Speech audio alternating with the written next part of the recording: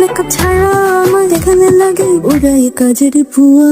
Sir এই যে ধরেন 3,000 টাকা আছে বুঝছেন, এই 3,000 টাকা দেয়া আপনার ছেলের জন্য ঈদের কেনাকাটা করেন। কে আপনি? এগুলো কিসের টাকা? আর আপনার টাকা আমি কেন নেব? স্যার আমাকে আপনি চিনবেন না তো আমি আপনাকে ভালো করে চিনি।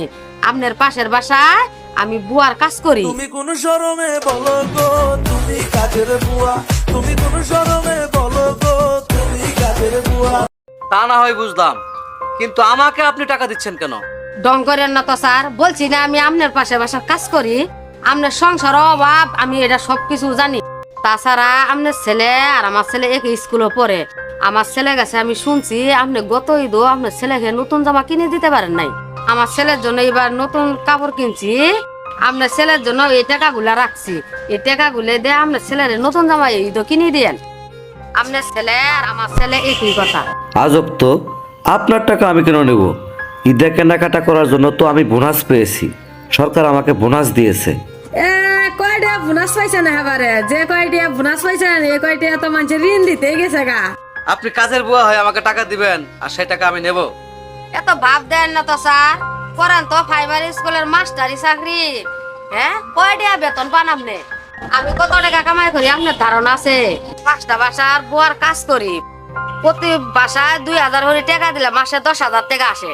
বিকেল থেকে রাতে 10টা পর্যন্ত থানা মুড়ো ভাগা চিতই পিঠে বেশি দিন 1,000 টাকা আসলে মাসে 30,000 টাকা আসে। সব মিলে 40,000 টাকা মাসে আমি কামাই করি। আমার জামাই ইস্কা চালায়া দিনে 1,000, 1200, 1500 টাকা কামাই করে, মাসে 35,000 টাকাই ধরেন। তাহলে কত হইলো? 35 আর 40, 75,000। আর বড় বলা রাজমিস্ত্রি যুগালি কাম করে, দিন 500 টাকা নেয়, তাহলে মাসে কত হয়? 15,000। তাহলে আমার সংসার মোট কামাই কত হয়? 75 আর 15, 90,000। প্রতি মাসে আমার 1 লাখ টাকা হয় স্যার। আমার সংসারে হাসি গেলি মাসে 1 লাখ টাকা আসে। আপনি প্রাইমারি স্কুলের মাস্টারে কয়টা বেতন পান? আপনি ঠিক বলেছেন, আমি প্রাইমারি স্কুলের শিক্ষক, রাষ্ট্রের 3য় শ্রেণীর কর্মচারী। কত টাকাই বা বেতন পাই? জীবনযাত্রার মান হিসাব করলে আপনার অবস্থান আমার অনেক উপরে।